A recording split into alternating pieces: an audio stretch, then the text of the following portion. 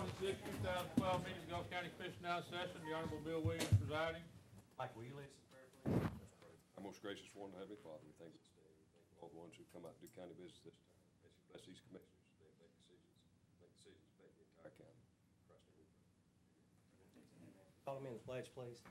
Pledge allegiance to the flag of the United States of America and to the republic for which it stands, one nation, under God, indivisible, with liberty and justice for all. Welcome everyone out this evening. I certainly apologize being in shorts, but I was with Congressman Sutherland's Chief of Staff from D.C. and his staff director here looking at the Cape.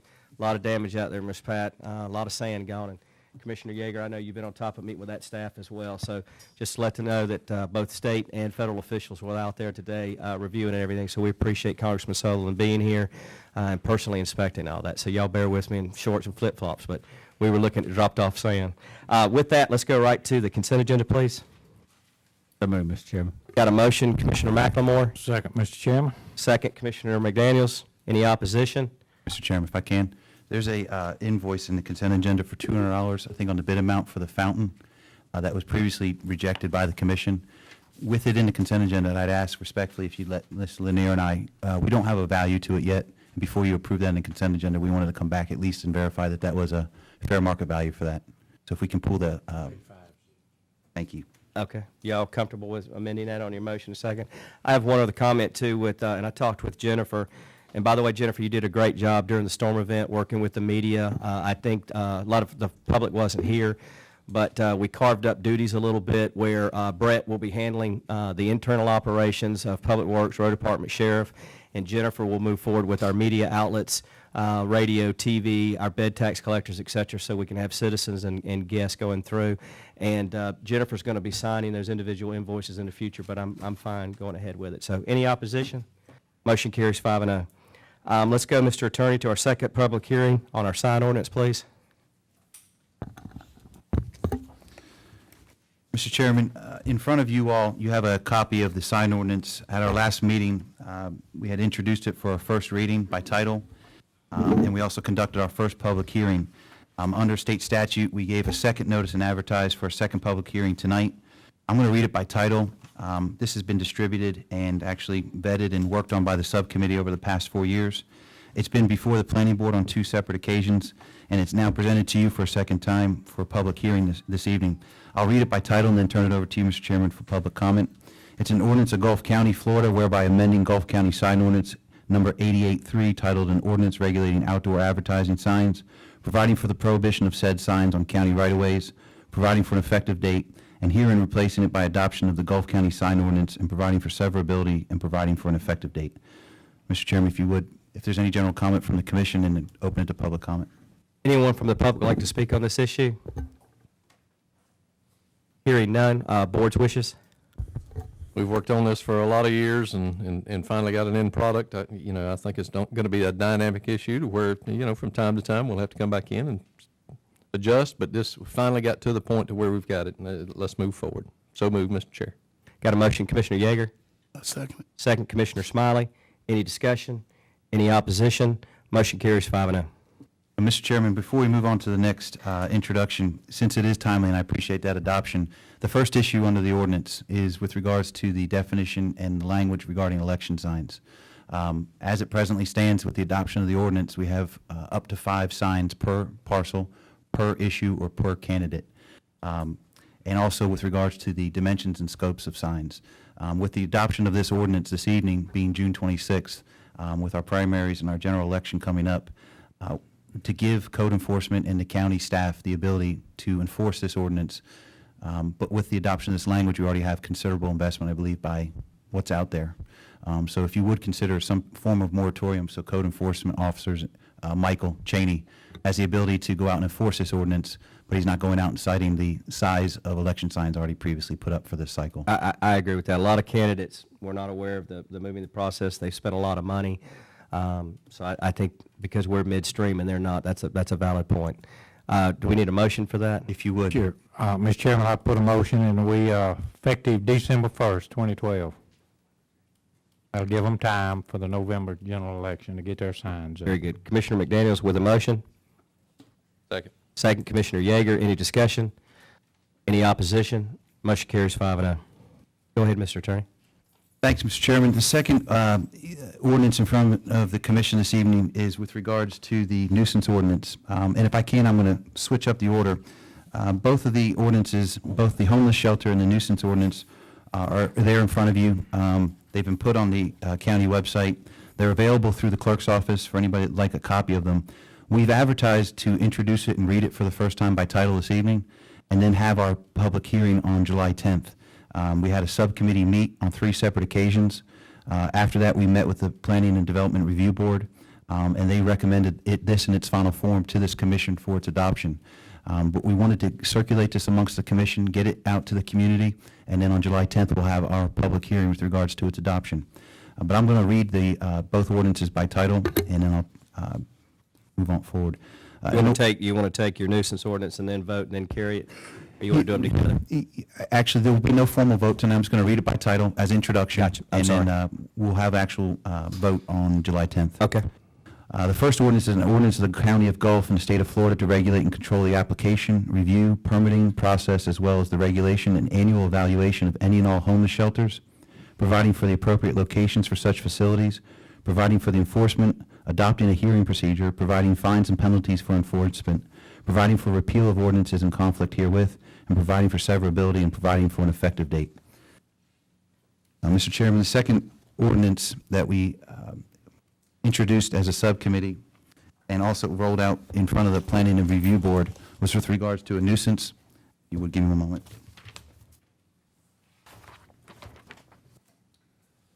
Second ordinance, if I read by title, is an ordinance of the County of Gulf in the state of Florida amending, quote, the nuisance ordinance of 1999, ordinance number 6, providing for the additional language and further definition of nuisance as any activity conducted on a property within the county requiring the presence of law enforcement officers on 5 or more occasions on any 30-day period, providing for the severability, providing for repeal, and providing for an effective date.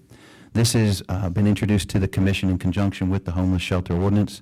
We currently have a definition of nuisance from 1999 on our LDRs in our county books. We're amending the definition to expand upon the definition of nuisance in conjunction with the other ordinance.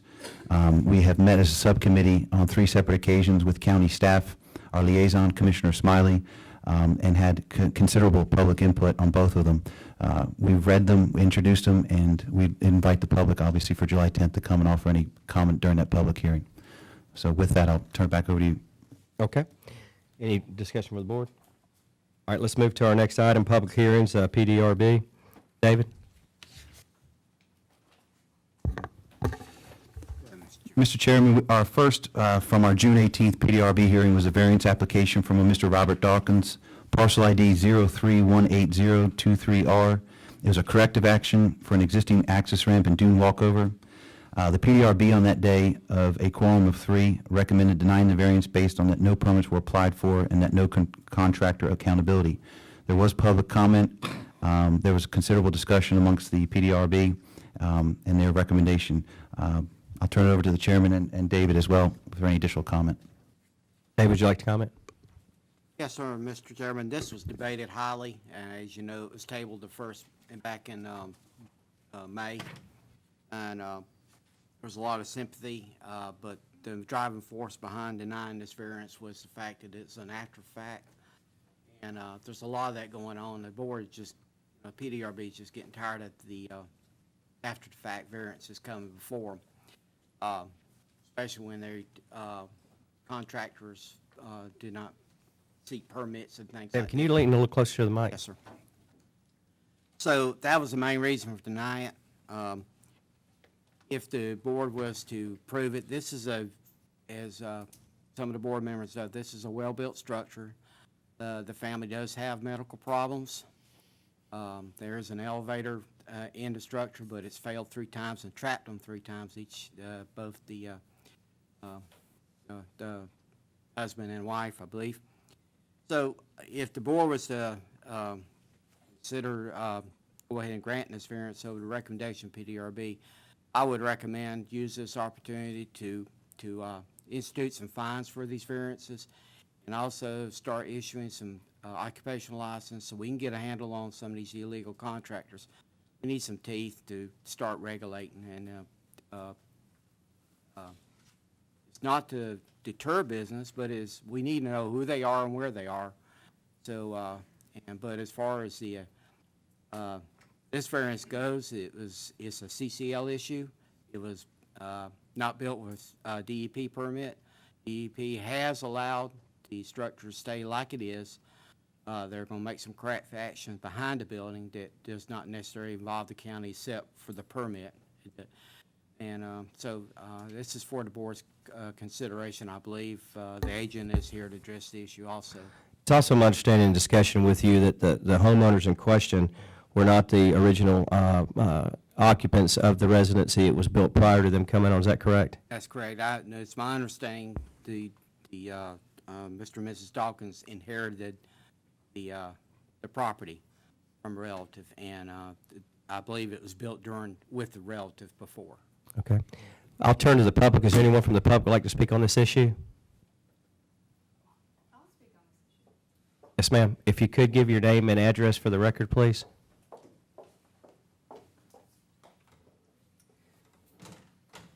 Joanna Bryan. I'm at 109 Periwinkle, Port St. Joe. And I believe this is Mrs. Browning's property, is that correct? I want to make sure I'm on the right issue. The Dawkins are her daughter and son-in-law? That sounds all Okay. right. I just want to speak to Mrs. Browning's condition, who clearly entered into the contract with this contractor. She's an elderly woman. Her mental capacity is questionable, and I can assure you that there was no malicious intent on her part. And I'm not involved in this case at all, but I do know Mrs. Browning. And I believe that she probably felt that she was going through all of the steps that were necessary to have this walkway built. So I would just ask for the board to keep that in mind when you make your decisions, and in any way that you can let her have her walkway. I don't think she's living there any longer. But it was not an effort to go around the system in any way. She is really an elderly woman that her mental capacities are very questionable at this time. Okay, thank you very All right, much. Thank you. Anyone else from the public? Wishes of the board? Mr. Chairman, I think there's, Oh, I'm sorry, Pat. I didn't see you, Pat. I apologize. Can you state your name and address for the record, please? Pat Hardman, and we had spoken against this variance at the PBRB meeting, as did a couple of other people. We who try to do this properly and get permits, and our contractors who are licensed, get beat up pretty badly by these fly-by-nighters that come in. Now, this one was built well, but you and I both know there's a lot of them that go up that just are not built to any type of standard at all.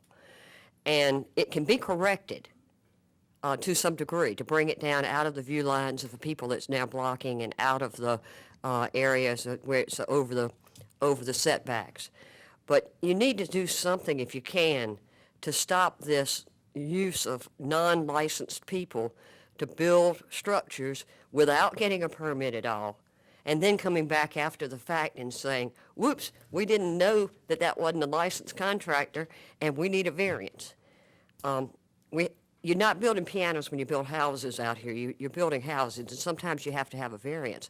But it should be after the fact or before you do it. And I've lost contracts, and the other contractor that was there lost contracts because we won't do it. We get come for the variance when we get the permit, and we lose contracts because other people don't. So it's a two-edged sword. I understand this lady was elderly, not living there, and that they've inherited this problem. But on the other hand, there was a contractor out there. Somebody built this thing that nobody will own up to now. So it is sort of a double-edged sword. David, in looking at this, I see both sides of this, and Pat's made some good points. You have said the PDRB board can make some recommendations to our board for penalties when you issue out a variance like this. And are you saying you want to, if we do approve this variance, you're saying you want to issue penalties on this particular one, or you want to come back from the PDRB at a later date? And I think it'd be hard to issue on this one because we don't have on the books, but we do need to get them on the books so we can prevent this. This will be subject to double permitting in corrective action, so. Okay, so they will have to pay for a double There's gonna permit fee? There'll Okay. be a little bit of monetary. What were the comments from the neighbors, immediate on both sides? We Were never there- received any. The notifications went out, but I never received any direct comments. There was no discussion in the PRB meeting? I mean, neighbors did not come No, out? no. Okay. Well, the question I'm sorry, Ms. Sherry, go ahead. No, go ahead, and then I'll. The question I have is, and Lee's not here, and I understand the comment that was made, it was built well, but do we know that it meets our current codes, et cetera, with whatever this addition was? Has it been reviewed by the building department that it's there? I understand going back and looking at a penalty or double permitted, et cetera, but the main issue is more of a safety issue and how it's built, et cetera, particularly when you're saying the elevator has failed 3 times. Do we have a building review on this? No, sir, from what I just been told the information, there was one comment by Mr. Ross against the project, but I didn't have it officially. That's the reason I didn't know about it. But, you know, this is all after the fact, Mr. Chairman, and so all the reviews has just been done by DEP and trying to correct this action, going in the field and looking at it. It is well-built. That's not the issue, but clearly, I think the owners were taken by illegal contractors, and it does encroach in the side setbacks. It's just the stairs. So it's up to the board, but there's going to be, DEP has allowed it. We can make them take it down and move it over. We can do that. But if the variance is granted, you're going to double permit for the cost of, as it is built, what it would cost to build it today. So that would be the only penalty we can do right now. But I do encourage the board that we go occupational license, even if you deny this variance. We need to go to occupational license, and we need to get some teeth on fine teeth, some teeth and some fines to start get a handle and controlling these variances. As Ms. Harmon says, they're after the fact. It's easier to ask forgiveness to go ahead and do it because a lot of these projects add a lot of value. It's cheaper to add the value to this, you know, do the permitting. So they're taking advantage of us. And Okay, Mr. Novak? You have a representative of the applicant here, and he might be able to offer you some additional insight. Since we don't have the record in front of you, maybe he can offer some additional comment from what the PDRB took into consideration. Welcome. Can you give your name and address for the record, please?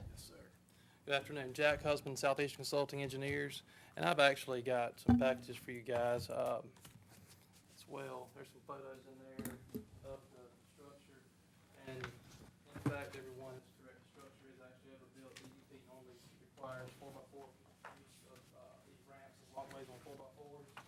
Turn, flip through a little bit, you'll see the picture. Can you talk at the microphone so the public can hear you?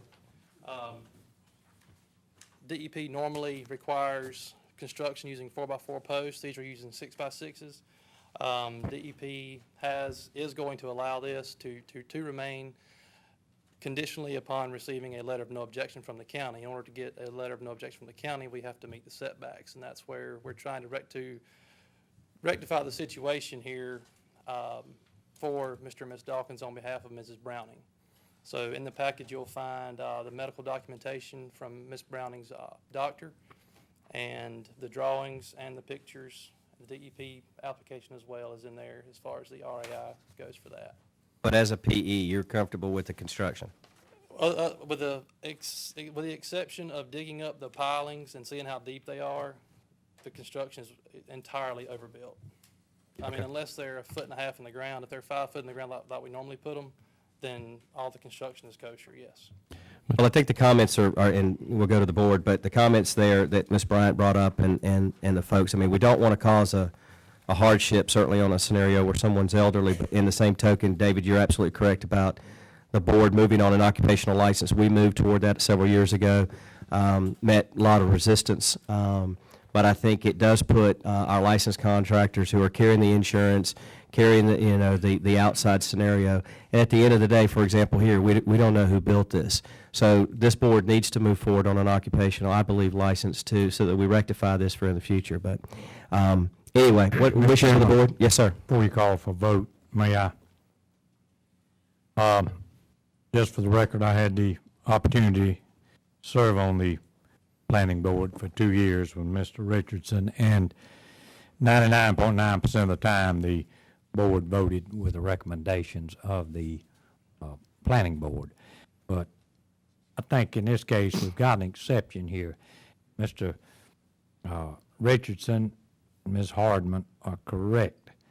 We need to set guidelines, and if they step out of them, put a penalty high enough. I don't care if it's a $10,000 fine or 60 days over at Mr. Hammond's hotel. It doesn't matter to me, but we've got to stop it because we keep inching over the line, over the line, over the line.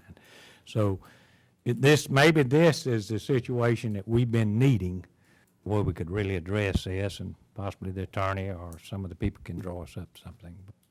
I agree, Mr. Chair, with everything there. I think, number one, we need to ask the PDRB to come back with a recommendation on occupational license. I also think that they need to come back with a fine or penalty when you ask for these type variances.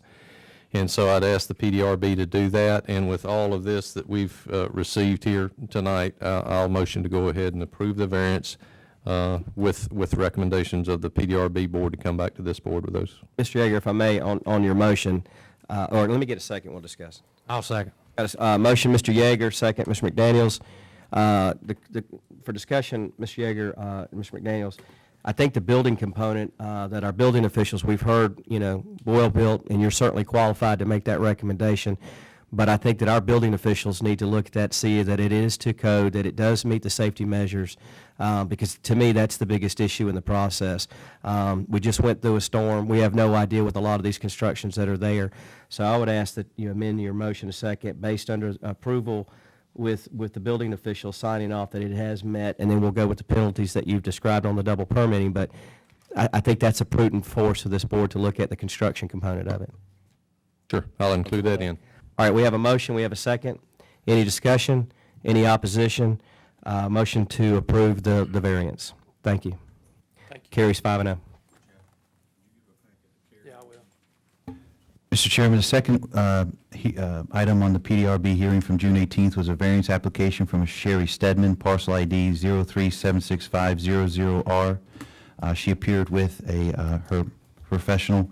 They had asked for a road setback variance of 4 feet and a side setback on a variance of 1 foot and 6 inches. She was seeking to build a garage and a safe house. It was the recommendation of the PDRB asking for the variance in advance that they approved and recommended to you 3-0 to approve that variance. Wishes of the board? So move. Motion, Commissioner McDaniels.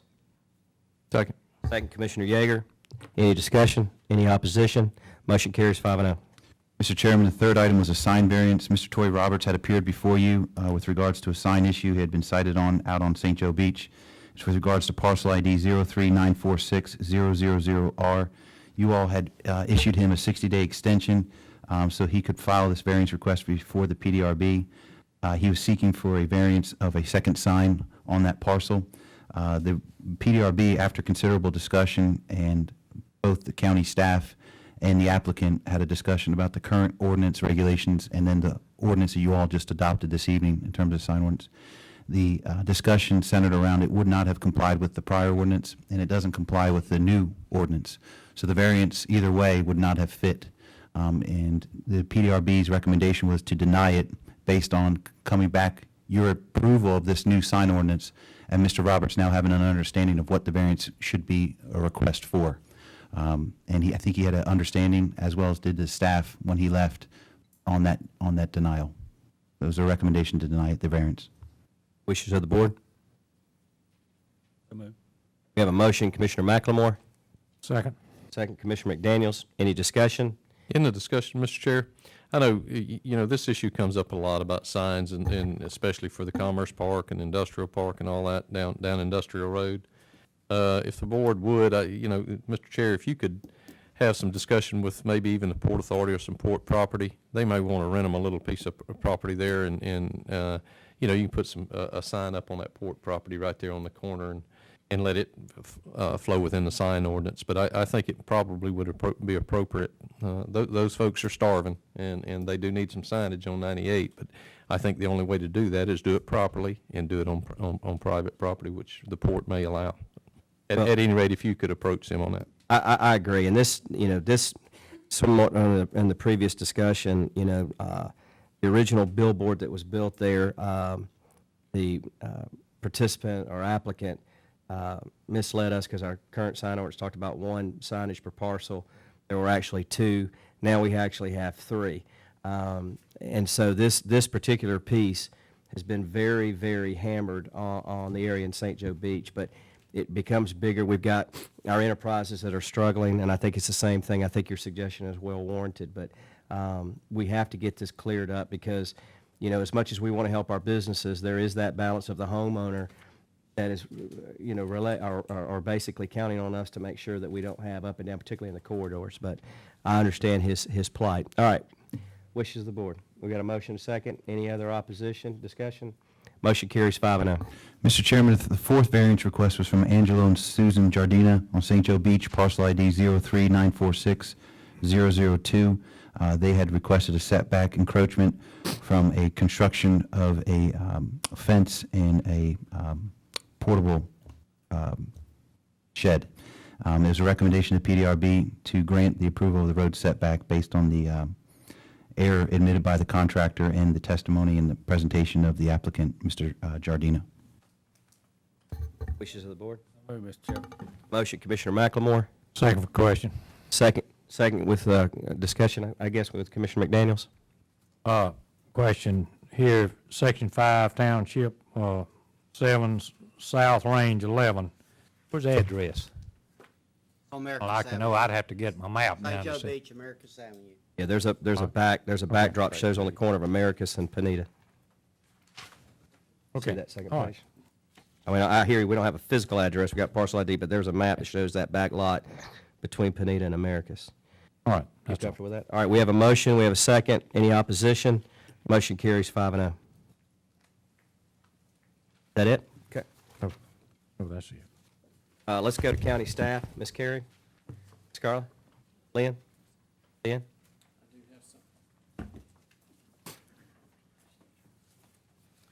Chairman and Commissioners, trying to remember when we started this project, we received a grant to purchase a tri-county map display system for our 911. And since we're involved in the system with Calhoun, Franklin, and Gulf counties, and we've had a committee working on this for about a year now, and we've come up with a company. We had 3 responses to our RFP, and we're actually choosing the middle one. There was one that was very high and then one that was real low that was missing components that are necessary to make it work. And we would have to purchase those individually, so we threw that one out. But we, as a committee, chose to go with GeoCom Mapping Services. They're out of Minnesota. They're actually mapping Franklin County right now, so it's going to be a good fit. And the Gulf County portion would be $41,437.32.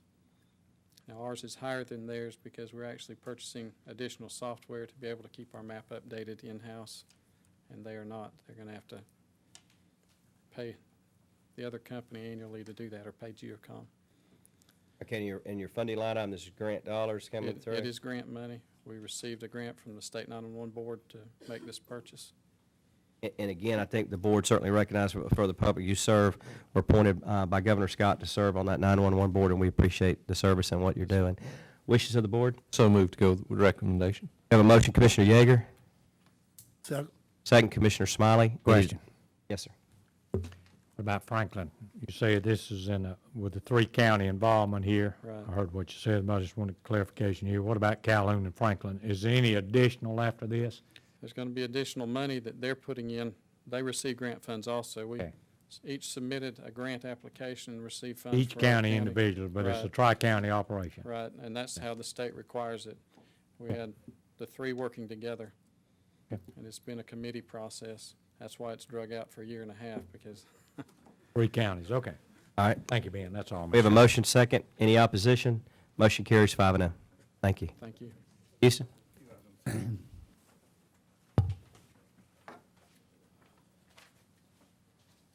If you would too, I think it would be helpful, we all know you, but it'd be helpful if, when you come up to the, you don't have to tell us your address, but tell us the department that you represent. I think that'll be helpful for the public. Houston Whitfield, Gulf County EMS Director.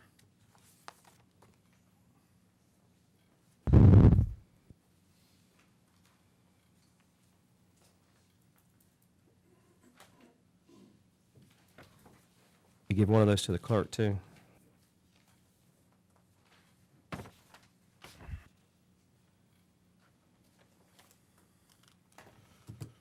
We've got some encumbering money for doing some renovation over at our main station. Houston, can you talk on the mic too? It's a little hard for them to hear you. Right. We got some money encumbered for our main station renovation. And this is a diagram of what we want to do over there as far as the awning for ambulance coverage. And what I'd like to have now is permission to work up a bid package and put it out for bid. Okay. So move, Mr. Chair, for them to proceed. That's very, very needed. Motion, Commissioner Yeager.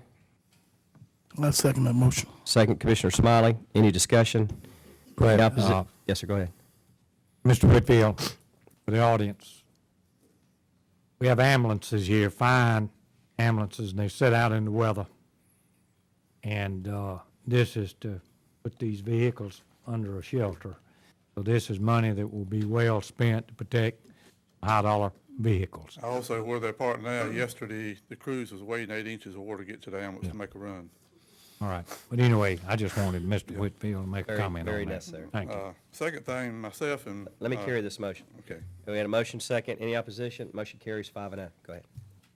Myself and Commissioner Matt Daniels met with May Medical Center EMS, Corky Young, the EMS Director, and Rick Smith, his supervisor. We presented what we're doing at Mexico Beach, how many runs we've had, how much we've billed out at Mexico Beach, how much we've collected, and that we're going to have some funding from them to continue.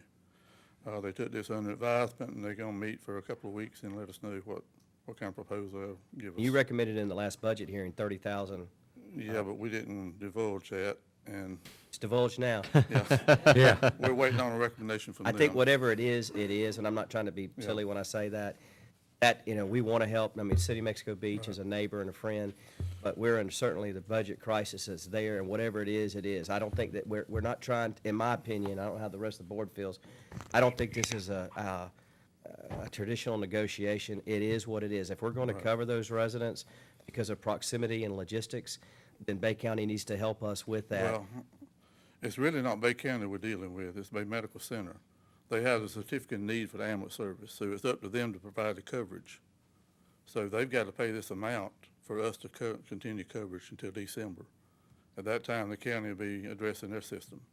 Was there any more that we can do on our end, send letters, negotiations, et cetera? Because to me, that this, and again, this is very critical to our budget as we're going into the final stages of it. I mean, we need to have timeframes on this. When you said they took it under advisement, we can't wait past this budget.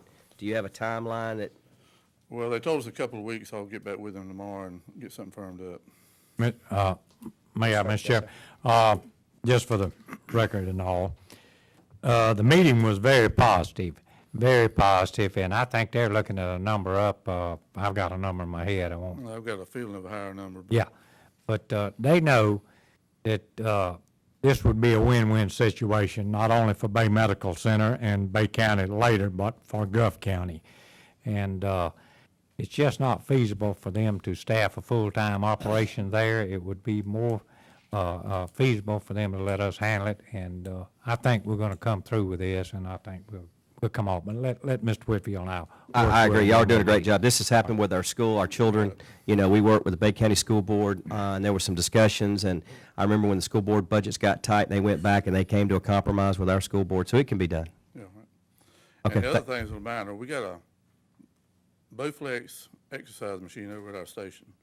I've never seen anybody use it, and it's got cobwebs on it, and I'd like to investigate how to get rid of it, either by bidding it or selling or whatever we need to do. the attorney, but I would think we'd go out for a junk policy, and then we. It's a pretty expensive piece of equipment.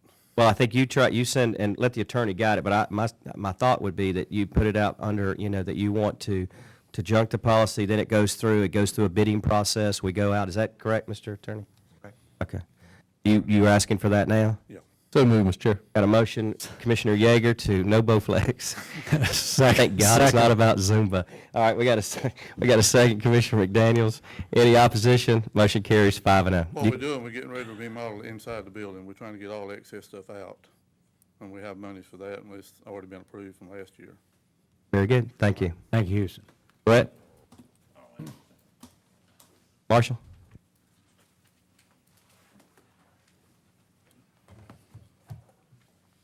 Can you tell the public what you represent? Thanks for reminding me. I done forgot, short memory. Marshall Nelson, Gulf County Emergency Management Director.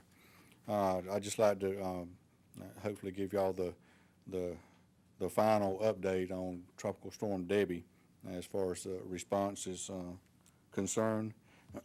Tropical Storm Debbie is actually making landfall as we speak in Steinhatchee, and they have listed Gulf County out from up under tropical storm warning. So EOC operations will go back to normal operations, which is a level 3, and so we're back to normal now. As far as some statistics is what happened during the storm. Of course, we did have some minor coastal flooding, which at the time we thought was major. Yeah. It was coming in on us, but we had some minor coastal flooding, but it did do a lot of damage on the Cape beaches, and so that's something we're going to be addressing. We had some damage to homes throughout the community with fallen trees, and kept our volunteer fire departments busy removing fallen trees out of the road, and of course did a lot of damage to power lines, and we still have 72 residents on the south end of the county without power. So they're still working to restore that. On the damage at the Cape, we have started the preliminary damage assessment and had a conference call today with the state to go ahead and request that they start their damage assessment, because what we want to do is to go ahead and get a presidential declaration. I've talked to the counties from Escambia County over to Gulf County, and I think just with beach damage that we can actually go ahead and get a presidential declaration. Now, it's still making landfall. There's still a lot of counties that are under the response phase, but over here we're starting the recovery phase, and we would like to go ahead and get that started and hopefully open up some money through FEMA. So we're working on that. Your recommendation under the local state of emergency, do you want to continue that until the governor rescinds the state of emergency, or what's your recommendation on the local state of emergency? Just let it play out. It runs for 7 days, and then it plays out. Okay. So just let it run its course. Any questions from the public regarding the storm? Okay, thank you, Marshall. Okay, and I would like to thank all the responders, everybody that was involved, and to a special thank to the board for all your work and support. Thank you very much. Thank you, Marshall. Thank you, Marshall. And again, I want to certainly give a plug to all of your staff, and certainly from Department of Health to TDC, everybody at those stations did a great job protecting this county, communicating with the state, and so it was well done. I appreciate that very much. Mark? I think it's a real weird opportunity to be able to tell you this, but it's I'm Y'all are killing me. This is an exam. What department do you represent? Mark Cothran, the Gulf County Mosquito Control Director. Thank you. Come on, Bill. This week, starting yesterday, is the 16th annual National Mosquito Control Awareness Week. In reference to the rains that we just received and some that we've gotten the last couple of weeks, our populations of mosquitoes are already elevated. After this rain, driving the south end of the county today and part of the middle part of the county, we got plenty of standing water.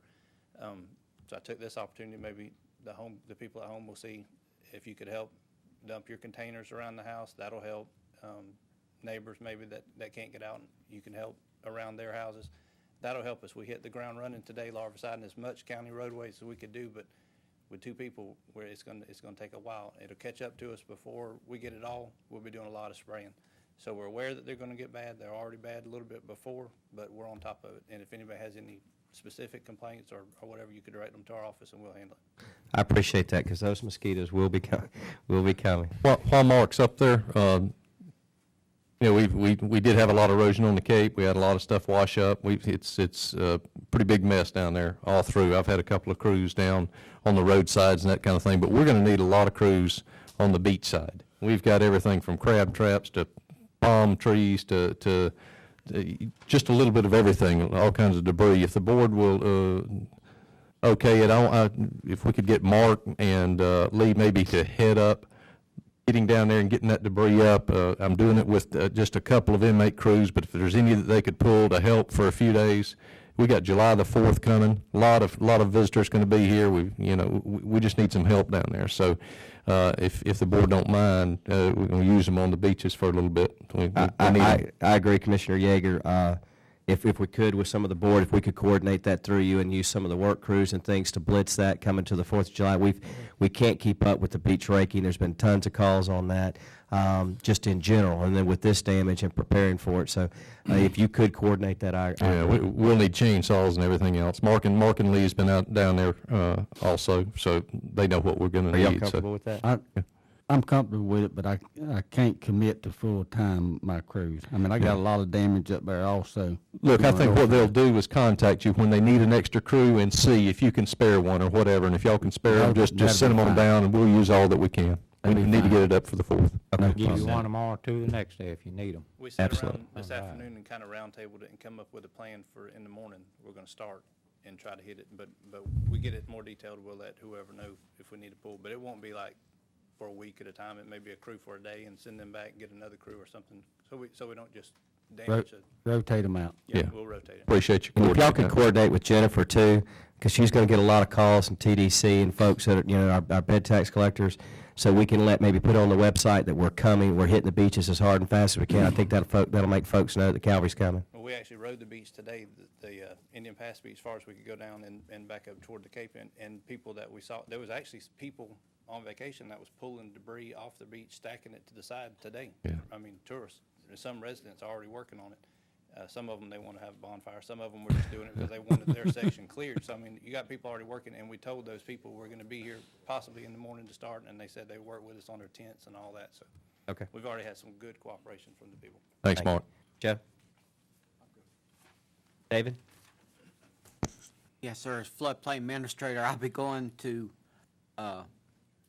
Havana tomorrow to discuss with the Water Management District, who are contractors for floodplain remapping, and see how we can interact to protect our residents better. And also, there's been a major change in Water Management District personnel.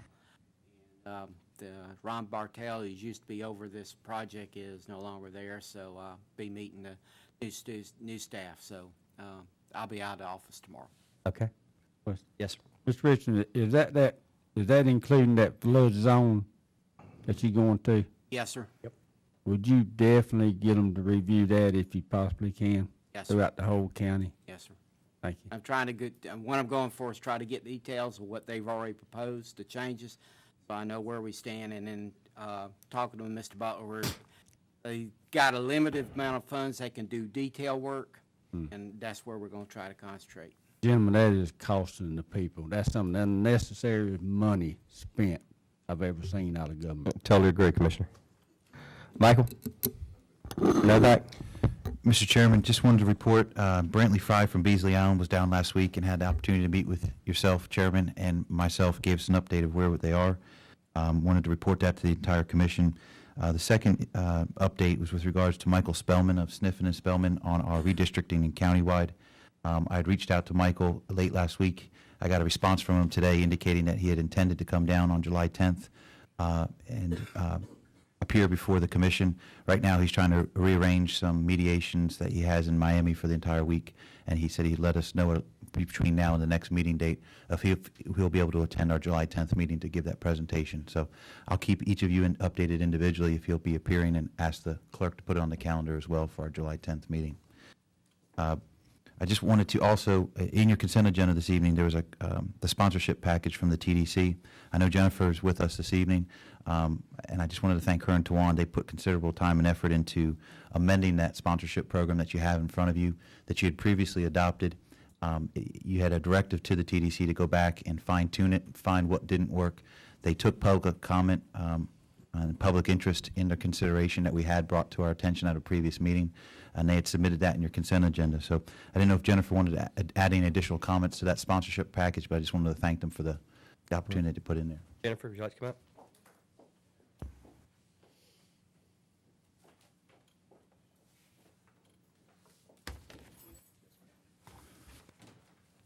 Thank you. Most importantly for this, for the. What do you represent? I'm Jennifer Jenkins. I'm the executive director for the TDC. Thank you. Yeah, I did. I failed like everybody else on that one today. Just wanted to point out that there were 3 concerted changes to what was previously known as the grant program. We changed the name to the Sponsorship and Special Funding Program. Grants are different. You apply for a grant and you do the project, and there are some, and then it ends. And so with this program, we want to make sure that it's a continual program year after year, and we use it to measure tourism and align with our brand. The second amendment that we made is it will be done annually as opposed to 4 times a year. Before we had 4 different dates to apply for the previous grants, and we're going to do it prior to our budget year so we can make sure that we have approved the special funding, and we can align it with our marketing budget so the TDC, if appropriate, can also support those programs. And third, and everything that we're reviewing with the TDC, I want to be sure that there are measurements in place for increased occupancy, increased visitor spending, and increased long-term repeat visitation. Awesome. So those are the 3 main things, and you'll see that in the suggested. That's Thank all. you. And again, I appreciate your coverage during the event. I know that was the first storm event with us. But one other footnote, too, when we were at the state meeting in Orlando, I called you after hours regarding the news, wanting to cover for the media. They were trying to get, and Commissioner Yeager and different folks that were trying to, they were reaching out. And anytime they're coming, we appreciate it. But the scenario is you jumped in there, you did the interview, you got with some of our, our vendors, our merchants, our folks that actually make a living, and talked about scallop season and open up and what it means to Gulf County. So thank you for jumping right in. Thank you. Thank you.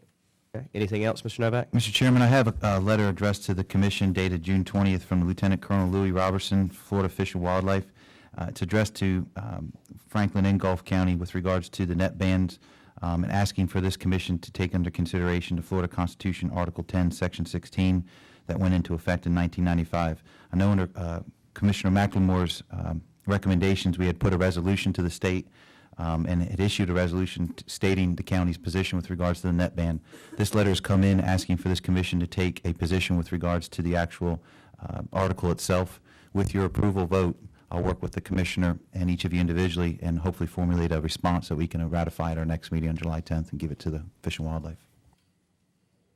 So move. Motion, Commissioner McLemore. Second. Second, Commissioner Yeager. Any discussion? Any opposition? Motion carries 5-0. Thank you, Mr. Chairman. Mr. Butler? Mr. Chairman, I'm Don Butler, your county administrator. That's why he's your leader, ladies and gentlemen. In front of you, you've got a copy of the March 27, 2012 minutes to do with videotaping there and the commission minutes. I'll give you that copy to lead into this. If the board is okay with the quality of what Mr. Ken is doing in the north end of the county, we will have a contract back in front of you at the next county commission meeting. I haven't heard any negative, you, Mr. McDaniel, on that. Yes, sir. Go ahead, Commissioner. I mean, I haven't heard any negative on it. Have you? The only thing, and I've had a couple of people, they really thanked us for getting it out there. You can watch it every night. Get up in the morning and watch it. And for the ones with computers, you can pull it up there. The only problem we had, that I've had from a couple, is the fact that the pictures, a little blemish, but it's my understanding, I know nothing about this, but Mr. Murphy said that we may have to go with a different high-D camera, get a better picture. But as far as the sound, it's way, way better than what it was. But other than that, everyone seems to be happy with it. They can watch it, if they don't like it, they can watch it again, and again, and again. We'll have a contract ready the next board meeting, Good, good. So, We need a had, motion on that, Mr.? you don't need a motion? unless we have Okay. an issue with it. Okay. Next one is, I'm a board member of the Florida Counties Foundation Board of Directors for the last 10 or 12 years. And I'm proud to say we got two new certified county commissioners. Ms. Smiley and Ward McDaniel. Now we have 4 certified county commissioners. And that's great. 2 of you guys are advanced certification commissioners. I understand that Ann and Ward agreed Friday to go ahead and go through the advanced class, and that's huge. And that's part of what I do and the other board members on FCF does is develop a curriculum for county commission certification. And it's huge. It took a lot of your time in doing it.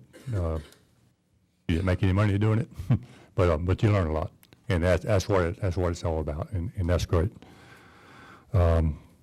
Next item is great, Mr. Yeager. He is now the chairman of the Small County Coalition, and you're probably going to bring it up, but I got on my list.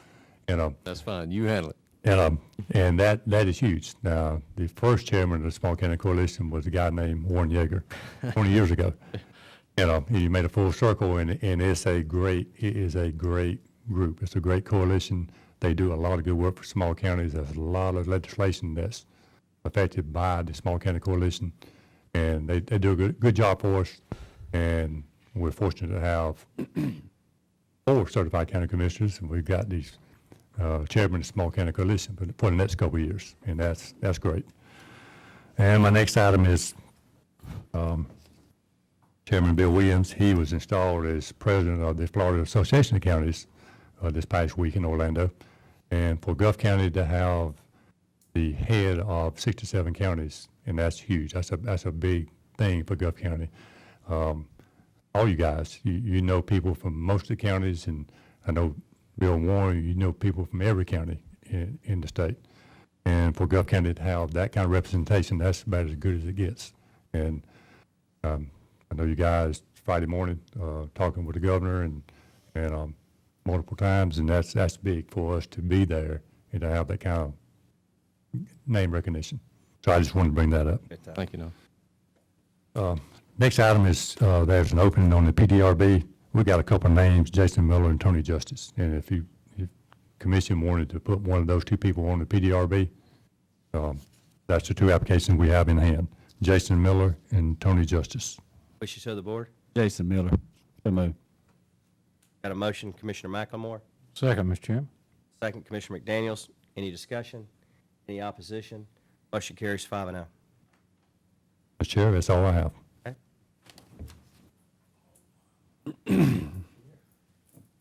Joe Nugent, Gulf County Sheriff's You Office. the man.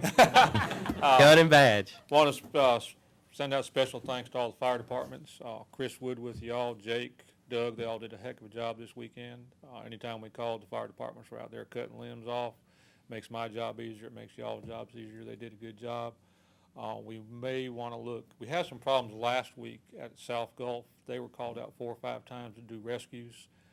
People getting caught in the tides and that. We may want to look at trying to do something with some kind of warning system. I don't know what to do. Do too much, you're liable. You don't do enough, but it's getting to be a problem out there. And thankfully to them, they've got the water rescue crafts. I think they made 4 different rescues previous to the storm with people on rafts and getting in boats and getting pulled out. So that's something we may need to address and look at in the future.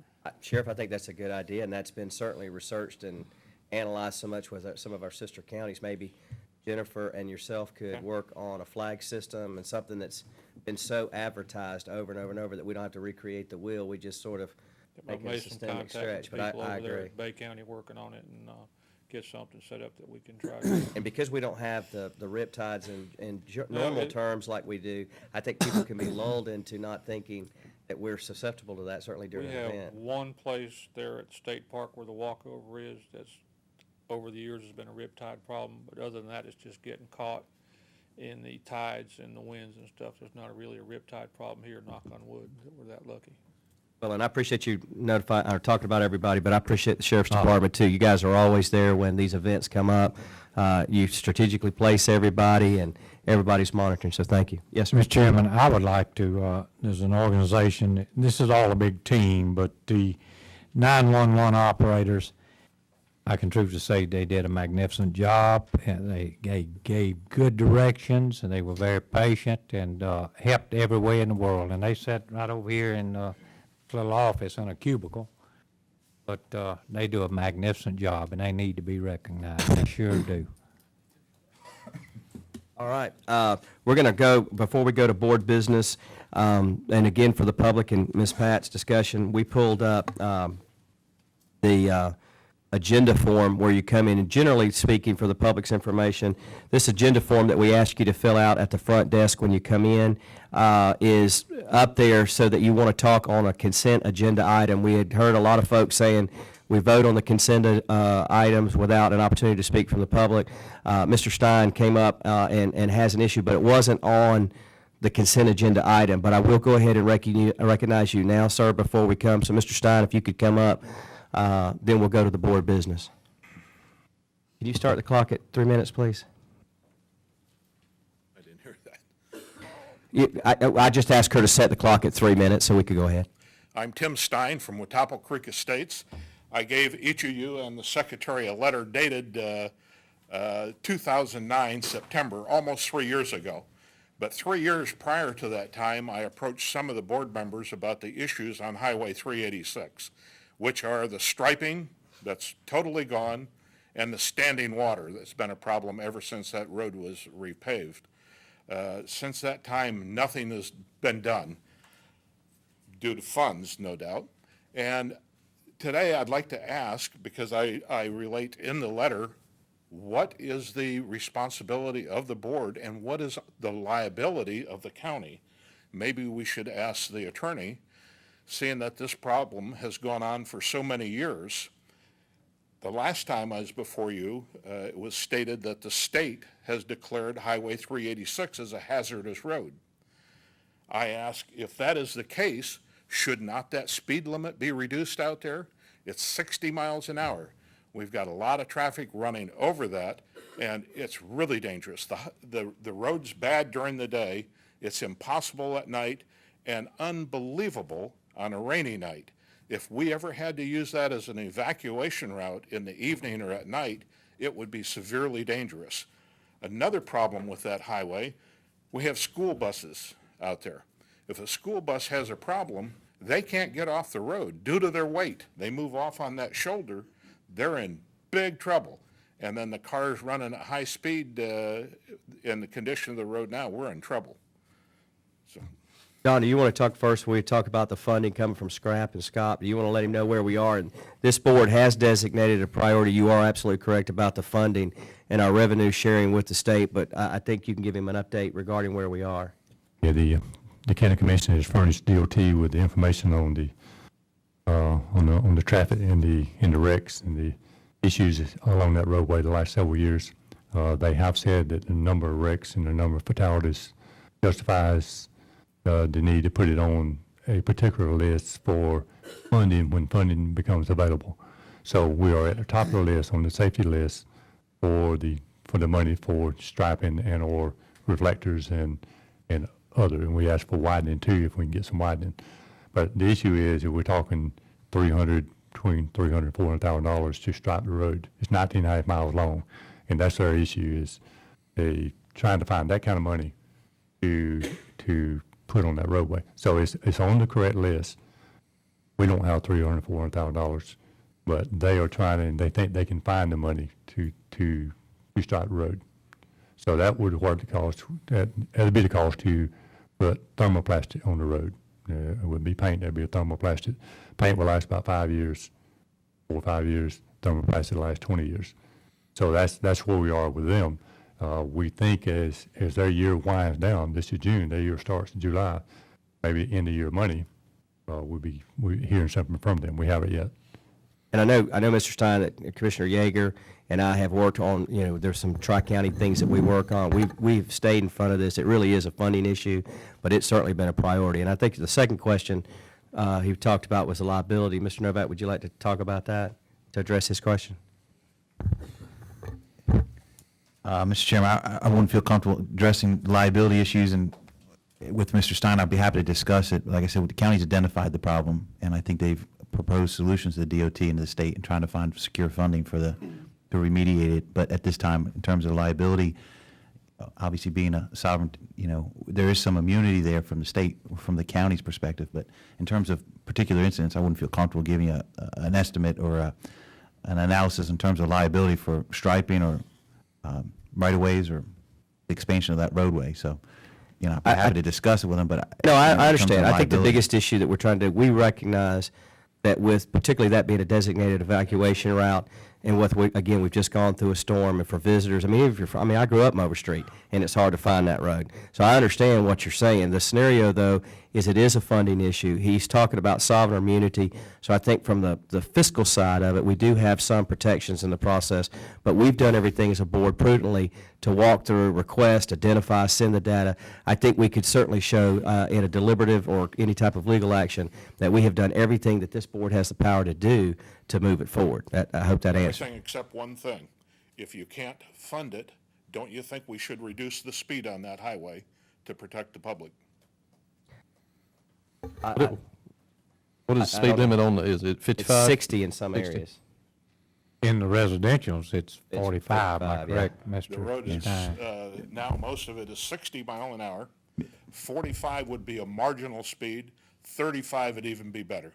Mr. Chairman. The road is a dangerous road. There'd be no harm in requesting the DOT for an interpretation or recommendation in light of what's been identified as the DOT said it's a hazardous road as its current condition, to ask them for a recommation if that would be Yeah, I prudent think we to could do send a something letter else. with the sheriff and with them to review it and make recommendations. Mr. Stein, Mr. Chairman, if I may, Mr. Stein, the majority of that road lies in the district that I represent, and now then some of it goes into District 3 with the redistricting.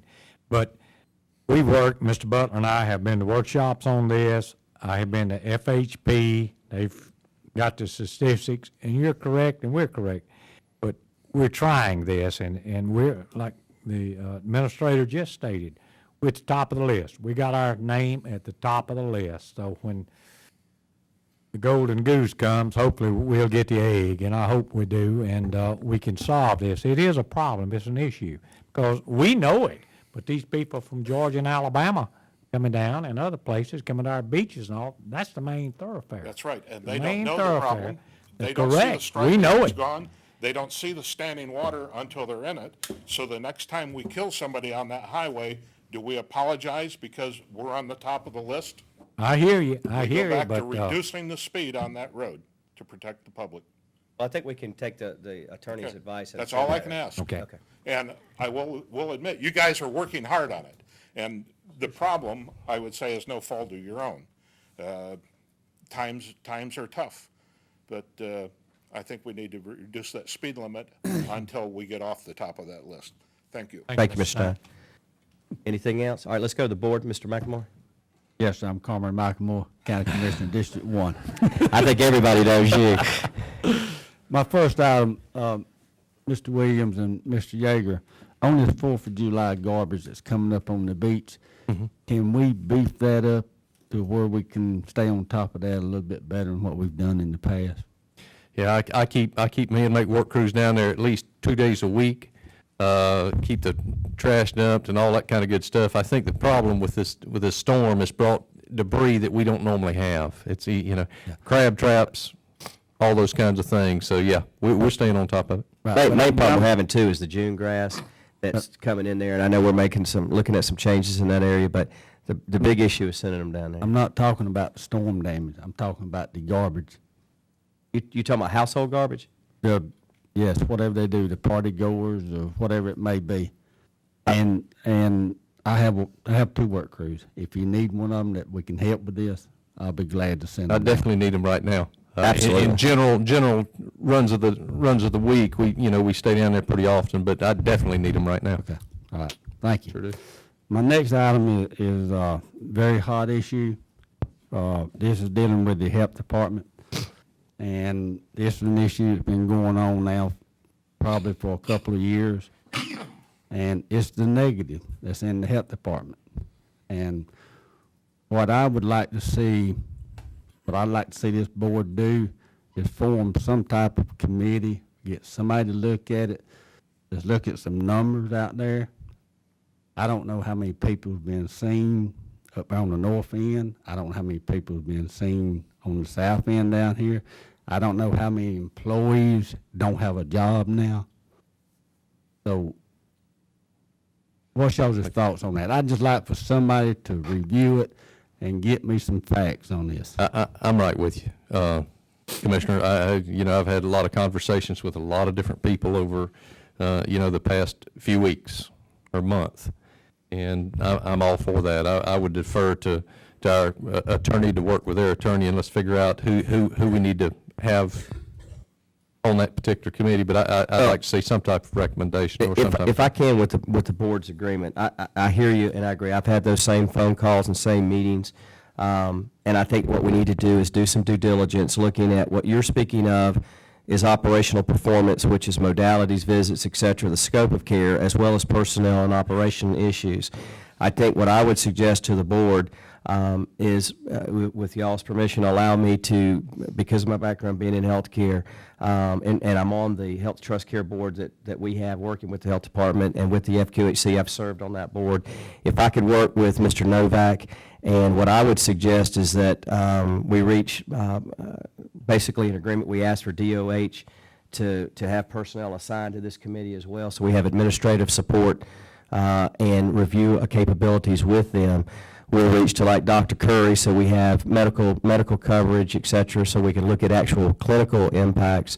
Roger Hall, for example. But if the board's comfortable with that, I'll set a committee where we can review the issues that we've all encountered, and then I'll come back, present those findings to the board members, and we can go from there.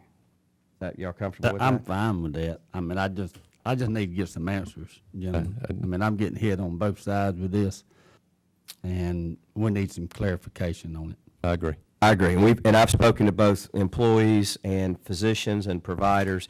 We have a physician here in the audience. I know we've got some folks in the audience, but I think that we take that very serious. But I think it's again, sort of the due process that we have to do. Let's look at all the information.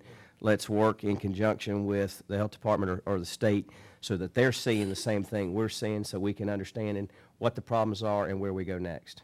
Good. Do we need a vote on that, Mr. Chairman? Mr. Attorney? I would recommend that you give the chairman the ability to form that and go forward with myself. Second. Motion, Mr. McLemore, second, Commissioner Yeager. I'll abstain.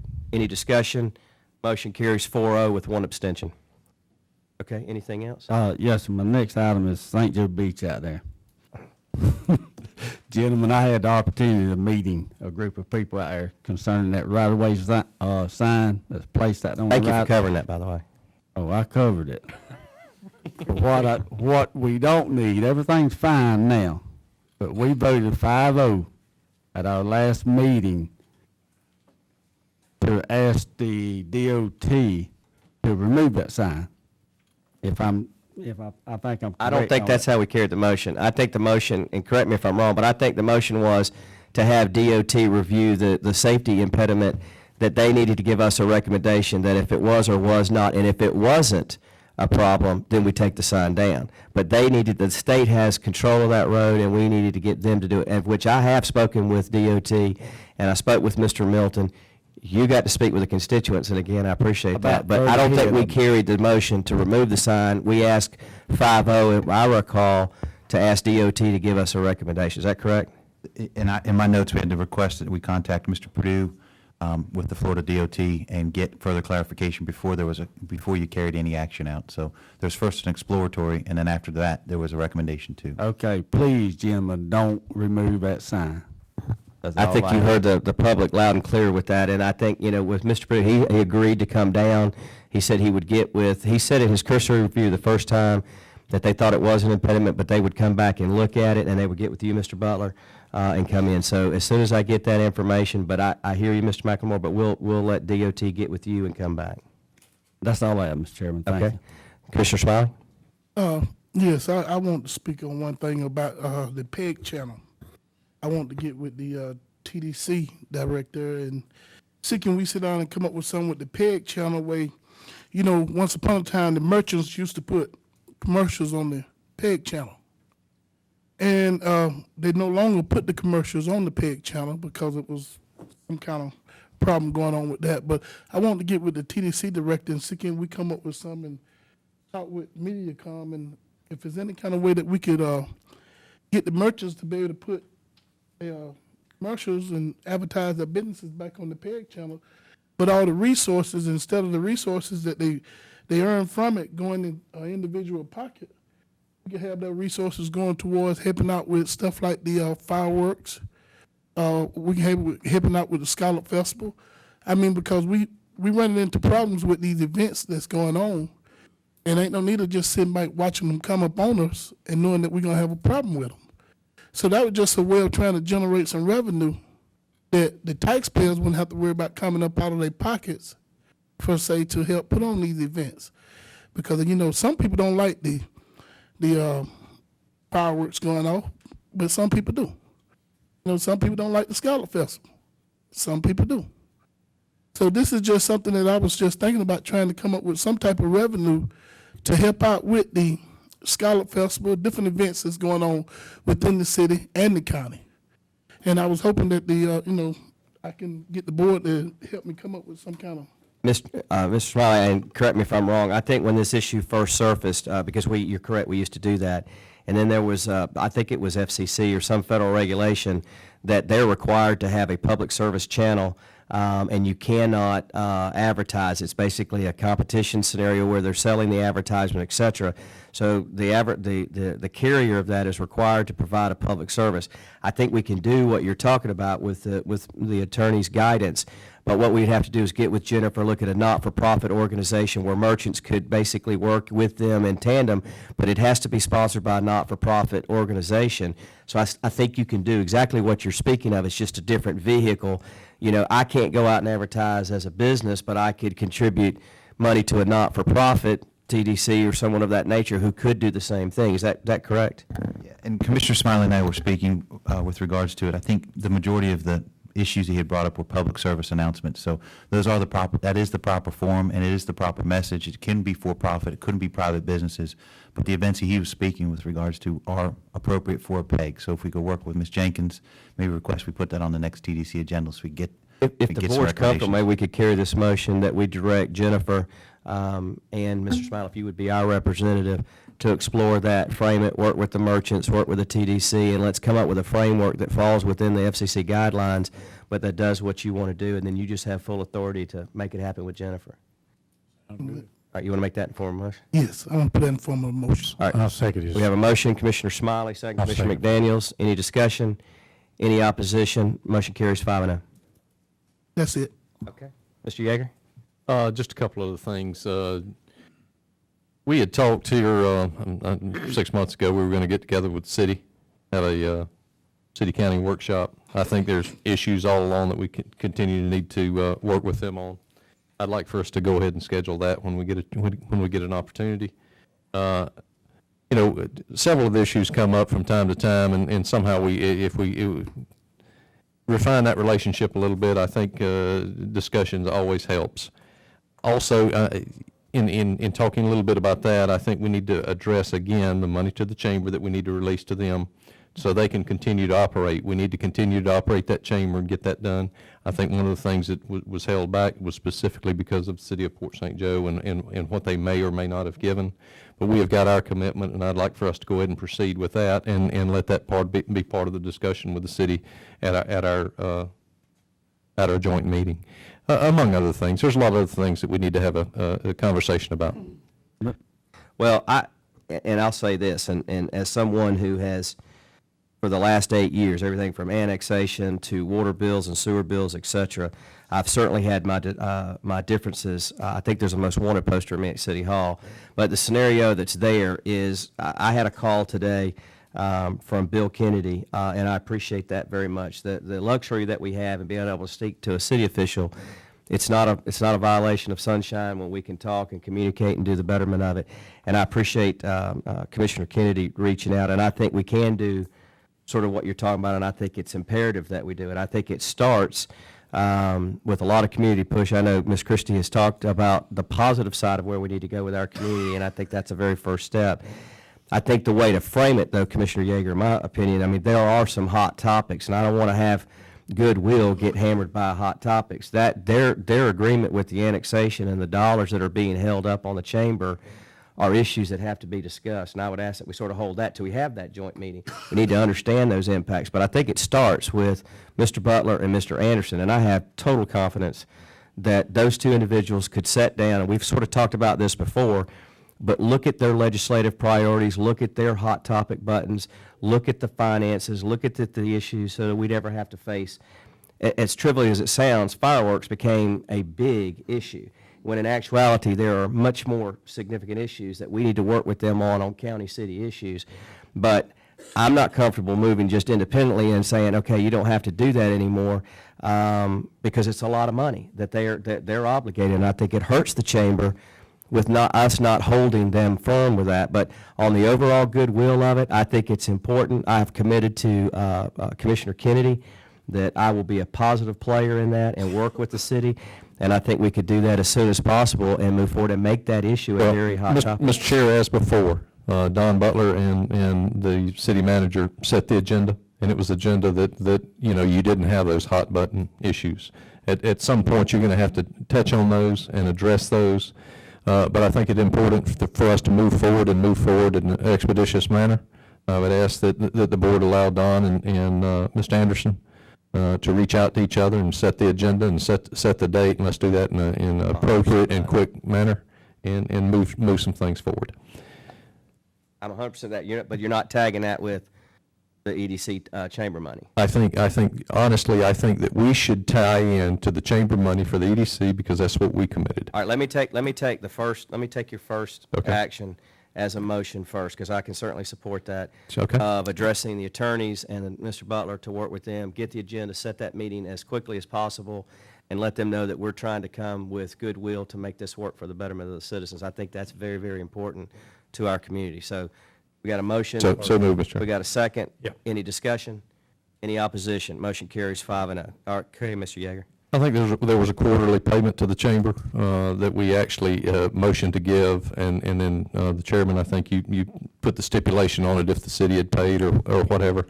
I think we should proceed with ours and have that a topic of discussion. At the end of the day, the chamber still has to operate, the EDC has to operate, and they've got things that they have to do. And our commit was that. I'll just put, instead of getting into a long formal discussion, I'll put that in the form of a motion. We'll just carry it however All right, it we have a goes. motion, Mr. Yeager. Second for discussion. A second, We Mr. did- We McElmore. did budget that, Yes, budget. yes, we did. It's in the budget. My only argument is we have a standing agreement, and I don't want to belabor this either, but we have an annexation agreement where they are required on our matching dollars. We've already put our dollars. They have a dollar amount that they're supposed to put in. With this motion, we're basically relieving them of that responsibility, and that is something that we cannot do. I think it's something that we can discuss, we can talk about it, but it's very critical, I think, that we hold to the agreements within the annexation agreement unless we go through this process that you're speaking of. Mr. Chair, I don't disagree with, there's things in that agreement that they haven't followed through on.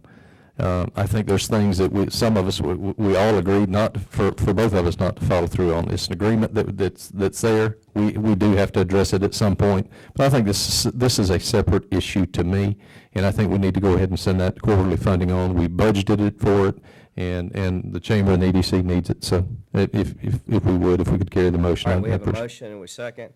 Any more discussion? Yes, Mr. Chairman. I don't understand, maybe I'm in the dark on this, but with the city of Port St. Joe, what the chamber and the EDC does, it's for their benefit. It helps the city of Port St. Joe, and I can't, to my soul, understand why they want us to tote the whole load when the lion's share will be going to them. I don't understand it. I don't know, but I agree, we need to keep, we've got a good EDC director here, and with the chamber and EDC, and I wish there was some answer. I'd like to know. I'm in the dark on it. Like Mr. Yeager said, though, at the end of the day, they have to have funds to operate. Sure they do. And it's nothing but right, but the city ante up and pay their Don't part. shift it all to us Right. when it's gonna benefit them. And I'm sure of it. I fully understand that, but we budgeted this money for that department. So we need to work our other issues out with the city. Right, at a separately. different angle, separate in what we're doing. But you need to understand the scenario that you're speaking of, then I'll call for the vote, because I'm not going to belabor this. But just like we have in that annexation agreement, you cannot throw that out. We also put in the annexation agreement that they will not charge the unincorporated areas more for water or sewer services than they would. If you start pulling this out and say, well, you don't really have to do this, or you really don't have to do that, without an overall agreement between the county and the city that we could go back to, you're putting all of this in harm's way. So by trying to move this, Mr. McLemore, to just say, let them have it, they're not honoring their obligation. Well, we're not saying, Mr. Chairman, we're not saying that you don't have to do it. We're saying that we're taking care of our obligation. It's up to you at some point to take care of yours, but we're taking care of ours. It's not saying that that it's okay for you not to do it. It's just that we're taking care of ours. All right, we have a motion, we have a second. Any Question again. Yes, sir. Right here, I'm sorry. This is a quarterly payment? Yes, sir. All right. You're not setting a precedent here. This is for this quarter. Okay, we have a motion, we have a second. Any opposition? I oppose. Motion carries 4-1. Thank you, Mr. Chair. Anything else? That's all I had. Thank you. McDaniels? Oh, yeah. Sure do. Thank you, Mr. Chairman. I have probably 3 or 4 items here I'd like to bring up. First of all, I'd like to direct over to the attorney. You know, I'm on the ACF, the Apalachicola, Chattahoochee, and Flint River Basin water system, and was in, what was that, Columbus, Georgia here back at the end of May, the meeting. And to my surprise, I got up this morning, and I'm going to let the attorney read this to you, what the United States Supreme Court has done to us. Directed to the public and the commissioners, the U.S. Supreme Court refused on Monday to intervene in a water dispute between Alabama, Florida, and Georgia that until a year ago threatened to severely restrict Metro Atlanta's main water supply. The decision means an appeals court ruling favorably to Metro Atlanta will stand. Authorities in Florida, Alabama, and even southern Georgia complain that Atlanta takes too much water from Lake Lanier, a federal reservoir of the Chattahoochee River, leaving too little downstream for wildlife, industry, and drinking water systems. The Chattahoochee flows south from Atlanta, forming part of the border around Alabama and Georgia. It merges with the Flint River at the Florida state line and becomes the Apalachicola, which cuts south across the Florida Panhandle and empties into the Gulf. Governor Nathan Deal called the Supreme Court's decision a victory for his state. We can now, and his quote was, "We can now move forward with this issue behind us. We have the governors work together and come to a long-term agreement that will provide for the water needs of all 3 states." That was issued by a written statement by the governor of Georgia. The governors of neighboring Alabama and Florida were not prepared to concede. The last ruling strengthened Atlanta's hand. It did not by itself address all the issues in a long-running dispute that date back to 1990. The dispute centers on how much water Atlanta can take from Lake Lanier. The city never contributed to the cost of building the dam, which was completed around 1960, because Atlanta city officials did not believe the water would ever be in short supply.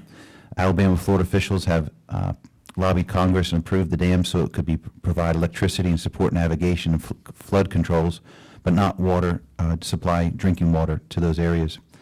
The Georgia officials have maintained that Congress envisioned the U.S. Corps of Army Engineers would operate the dam so Atlanta could get enough drinking water downstream.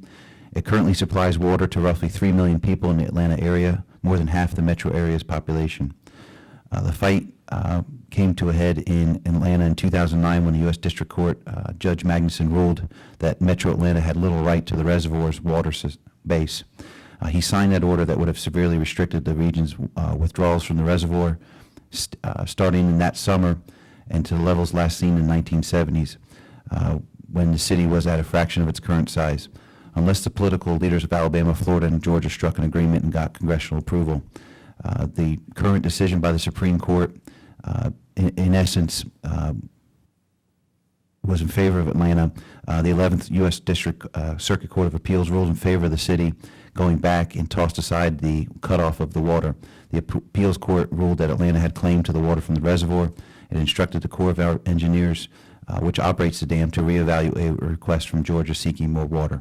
and that was issued yesterday by the U.S. Supreme Court. We need 12,000, I think I'm correct, 12,000 cubic feet per second. We're down to 5,000 cubic feet per second, and I don't know with this ruling whether Atlanta is going to pinch off more water or not. Surely they will. So I just want to make that aware. Major issue. Big time, big time. All right, next, Mr. Chairman. Thank you. Go back maybe a year or so ago, came up with this septic tank issue. And it's been bounced all over the Florida legislature, to the senator, to the Senate, and to the governor. But anyway, on the, day was this on? May 9th, maybe. No. Anyway, House Bill 1263 gives counties the option to opt out. And this is about where every 5 years, people that's on septic tanks, and we're in a rural county here, and the counties north of us and east, that we can opt out if we want to. Now, we don't have any springs, and there's some counties that have springs that produce 65 million plus gallons of water a day. One example, Econfina. So Bay County's in a different parameter than we are. But the city of Weaver Hitchcock today sent letters which will come in requesting that we, the board, look at this and opt out of this septic tank 5-year inspection. You gonna put that in the form of a motion? Well, I want to, I spoke with the commissioner with regards to that recommendation, and I had asked if we could condition that motion of this commission, conditioned on the Department of Health and Northwest Florida Water Management District, if they would concur with that recommendation before the commission took it. So if we can condition any action by this commission this evening based on their 2 recommendations and review of that action. Okay. Gonna put that in form of a motion? Yeah. Motion, Mr. McDaniels. I'll second. Second, Commissioner Yeager. Any discussion?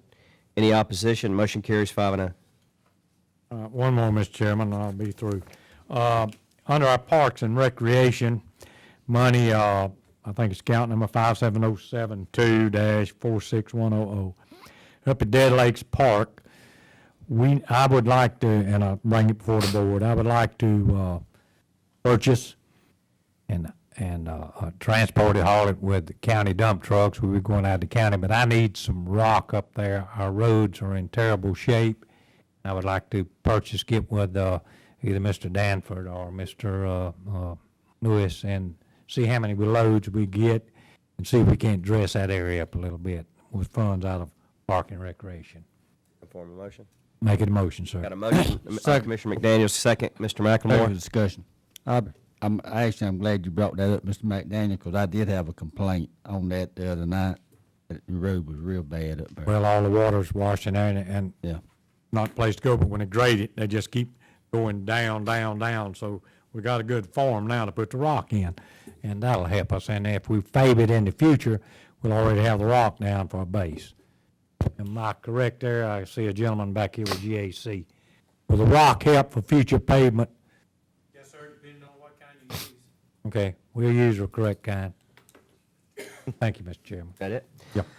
Just a couple quick things. I get the lovely chore of appointing some folks, so I have to carry a motion, but it's time for our Value Adjustment Board commitments to come back in, and under the new state law, we have to have 2 commissioners, and we have to have 1 citizen on our end that is a homestead person that doesn't have any political overlay. And last year, I believe that was Eugene Rathfield. So what I'd like is Commissioner Yeager and Commissioner McDaniels to serve as our representatives on the I've served that sucker, so on the Value Adjustment Board, and I would ask Commissioner Smiley to entertain that motion.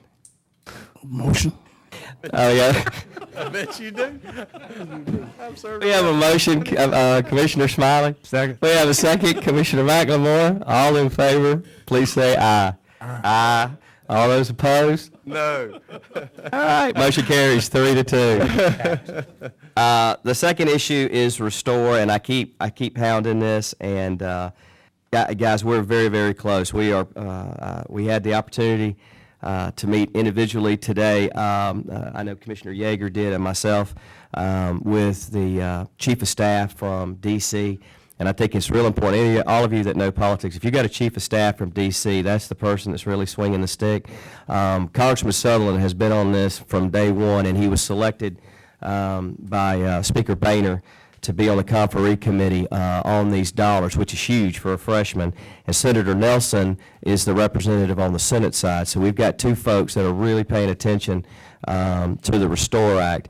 Where we are in the next 7 to 10 days is going to make a difference for the Panhandle of unbelievable magnitude. This goes back to 80% penalties of the Water Pollution Act that will be designated for the 5 affected states.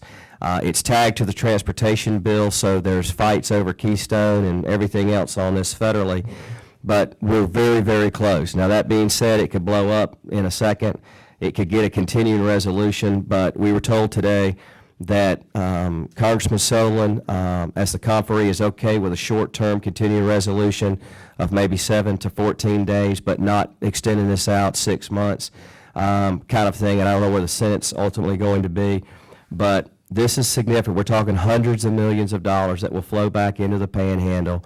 And under state law, under Senator Gates's bill, 75% of those impacted penalties through formula will then have to flow back to the affected counties. And there's a lot more latitude than just environmental damage. These are pure penalties, and the federal law would put the opportunity for economic development, some of the things that Barry's working on, and we could really tie in projects. So keep an eye on this, watch what happens. I know a lot of you don't watch C-SPAN for sport, but if you can watch that transportation bill, you want to reach out to the congressional members or the Senate members. It's going to have to come back, but it's in conferee in the next 7 to 10 days. I think we'll have some. Doesn't mean that it's dead if it blows up, but the sense is the more this extends out or goes into the next, it becomes just this political football, and the Restore gets lost. Right now, it's teed up, so please watch it. I want to reiterate the city issues. I appreciate the work that folks like you that are bringing, the Parkers that are bringing. It is important, but I think it's real important, like this fireworks scenario, and I want to make sure people understand, when you look at TIF financing, and that's taxing incremental financing, when the CRA was put in place, for example, I'm going to take a second to educate. We're talking about that section of downtown Port St. Joe that was locked into, was it 1993? 1990 tax base. So the city nor the county gets those tax dollars. So when you hear merchants say, for example, we're paying our taxes and we're not getting the bank, you're right. But the city doesn't get that money. The county doesn't get that money. Ever since 1990, it locks at that base year, wherever the ad valorem assessment was. Everything in the future years, including where we are right now, rolls into the CRA, which the CRA is designed to take a blighted area and move it forward where it has basically an end result of a 20-year period or a 30-year period that it brings return back to the city and the county. But when I saw the merchants jump in there and talk about how they're getting, they're paying for this and they're getting taxed, it goes back to my earlier point about working with the city. We have to realize everybody's budgets are very tight. And when we do this, we have to do it, as Commissioner McDaniel was talking about, jointly. If fireworks are important, which I think they are, that's a burden that comes in. It's an expectation. It's the patriotic thing to do, et cetera. But I applaud the work you guys did from the merchants. But you are already paying that. You need to talk to your city officials and say, this is an important priority for us. But you need to understand taxing and incremental financing. We don't get that money. The city doesn't get that money. It goes to the CRA. Why we didn't reach out to the CRA, I don't know. It goes back to your point. What can we do more collaboratively where we can work those things if something's important between the county and the city? But I think this thing needs to really be looked at because emotions get in the way of facts and figures. We're hurting on our budget just as much as the city is.